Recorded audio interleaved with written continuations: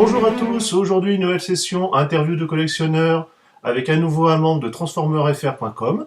Je lui laisse tout de suite la parole.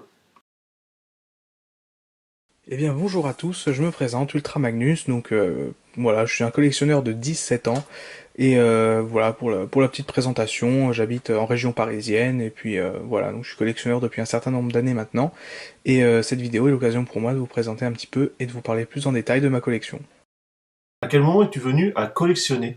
Donc j'ai commencé à collectionner donc à l'enfance, hein, comme beaucoup d'entre nous je pense, hein. À l'époque c'était surtout deux licences principalement, c'était Pokémon et Transformers. Donc Pokémon ça avait commencé pour moi vers 2004, évidemment c'était un petit peu le phénomène à l'époque. Et donc Transformers c'est plutôt commencé vers 2008. D'ailleurs, contrairement à beaucoup, ça n'a pas commencé avec le film, j'étais complètement passé à côté, ça a commencé avec les Animated, voilà, qui passaient donc à l'époque, et voilà, c'est comme ça que ça a commencé. Mais voilà, à l'époque, pour moi, c'était surtout des jouets, simplement, et je pense que c'est le cas pour beaucoup d'entre nous.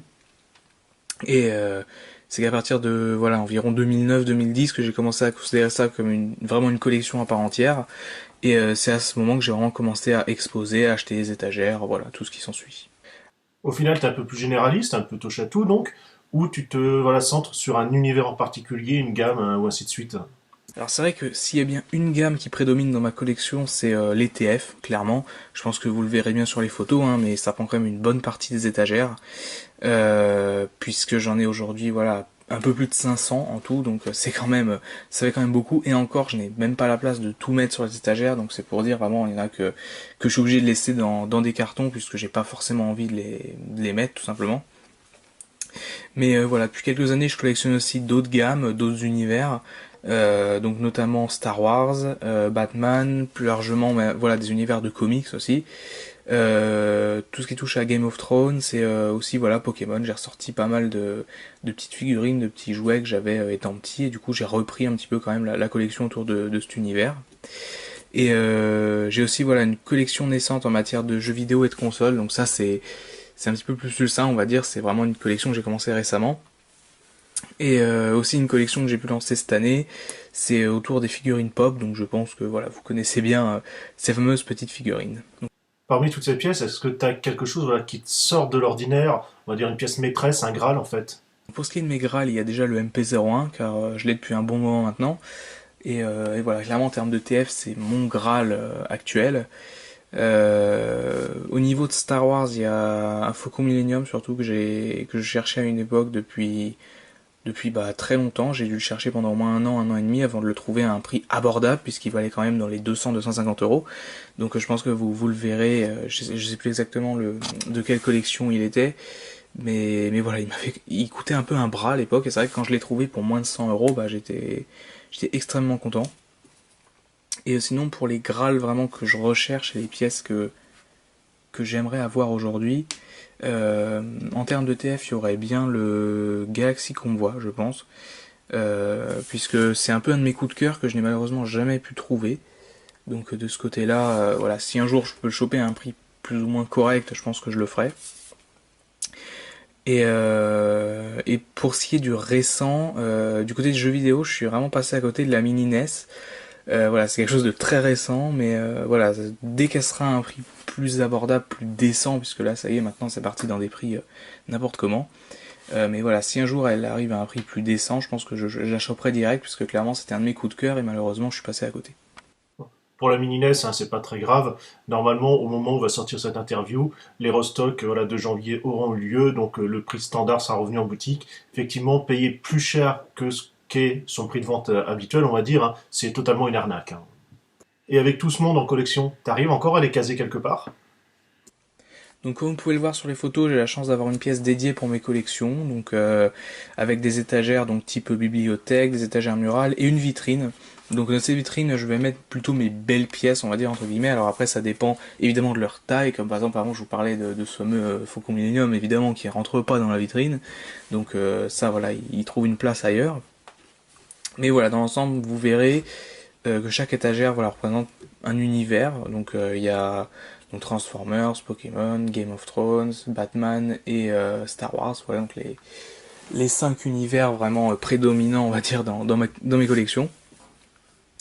Et voilà, donc, d'un point de vue de place, c'est vrai que par le passé j'ai connu ça, le manque de place c'était horrible, mais vu que j'ai déménagé récemment, clairement maintenant la place je l'ai. J'ai l'espace voilà pour me faire aussi un petit coin bureau, donc voilà, pour pas que ce soit une chambre uniquement de collection on va dire. Et voilà, j'ai encore la place au cas où de mettre une étagère murale ou deux, ou même éventuellement une bibliothèque. Donc je me fais pas encore trop de soucis à ce moment-là pour le moment, ça viendra peut-être avec le temps, mais pour l'instant c'est pas le cas.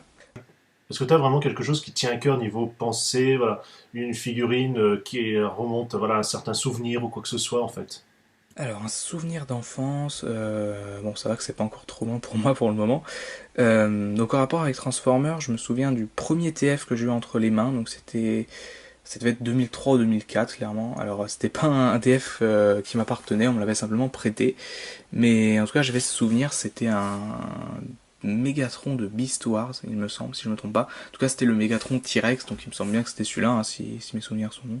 Je suis pas un grand fan de Beast Wars, de toute façon c'est une gamme que j'ai presque pas dans mes collections de toute façon. Mais voilà, si je me souviens bien, c'était celui-là, et bah c'est le premier TF que j'ai eu entre les mains, clairement. Ça a pas le premier que j'ai, ça a pas été le premier que j'ai possédé, mais en tout cas le premier que j'ai eu dans les mains. Et aussi un excellent souvenir en termes de collection, donc un souvenir d'enfance, puisque c'était quand même, ça remonte maintenant à il y a 6 ou 7 ans. C'était voilà ma réaction quand j'ai réussi à choper enfin ce fameux Faucon Millennium dont je vous ai déjà parlé, puisque c'était vraiment quelque chose que je cherchais depuis des mois, des mois et des mois. Et voilà, ma réaction quand je l'ai chopé, c'était vraiment l'extase. Puisque autant le MP01, j'avais surtout fait des économies pour l'acheter, j'avais fait en sorte de pouvoir l'acheter un Noël, il me semble, ou je sais plus quand.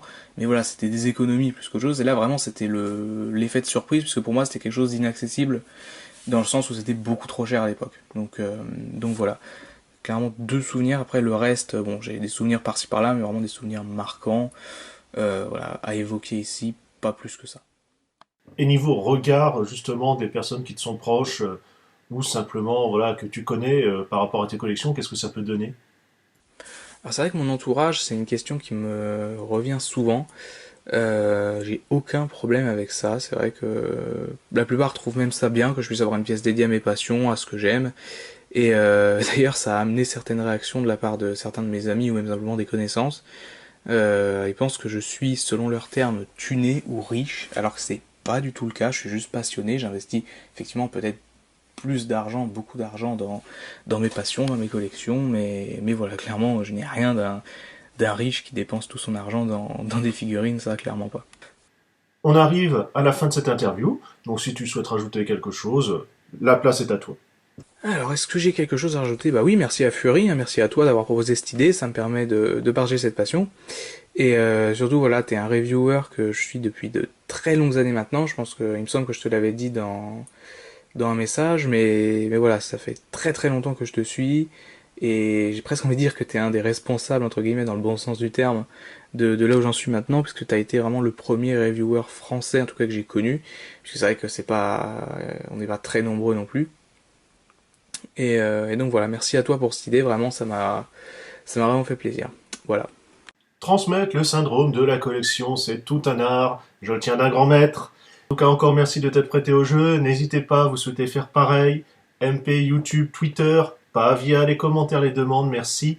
C'est juste pour que ça soit un peu plus facile niveau traçabilité. Et nous, on se retrouve à une prochaine revue, mais également une interview. Normalement, on va dire tous les dimanches ou quasiment, je vais essayer selon voilà, les possibilités de vous en caser une. Allez, salut à tous.